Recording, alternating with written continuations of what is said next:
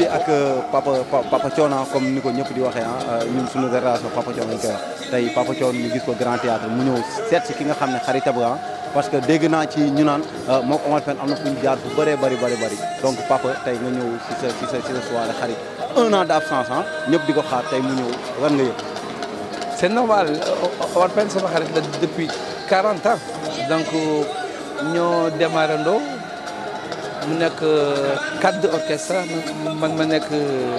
ma jëkkee d'abord Star Band bu Ibra Kassé donc jamono ji dem ba ku ne am sa yëfi bopp moom Omar Pène dëgg-dëgg sama xarit waaw comme ni nga ko waxee sa xarit la dëgg-dëgg kon yow mën nga ñu wax ci Omar Pène moom avant waxuñu orchestre mais Omar Pène ban année doon ngay fàttali ko sa diggante yow ak. non moom déjà dafa jàpp ñàmburam mosuma dégg Omar Pène xuloo ak kenn ça aussi c'est important beneen bi tam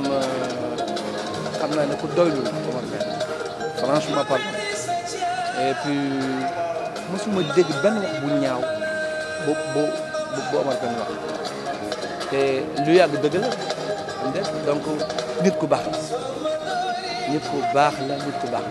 ok ñu gis ne xaritu Omar Pène yi nga xam ne ñoom dañoo màggandoo ñëpp ku si nekk gis naa poosam am fees dëgg tàngal papa yaa ngi tàngal moom xarit tamit dégg naa su yoo dañ koy may tàngal.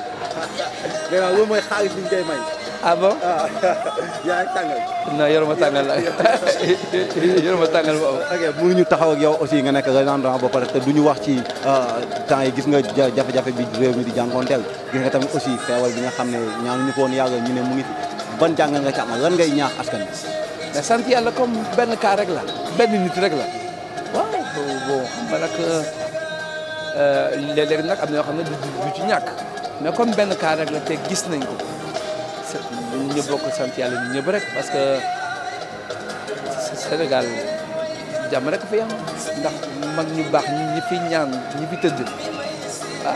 jàmm rek fi am Sénégal. ok jërëjëf ñu bàyyi la nga egg si biir merci beaucoup Père merci.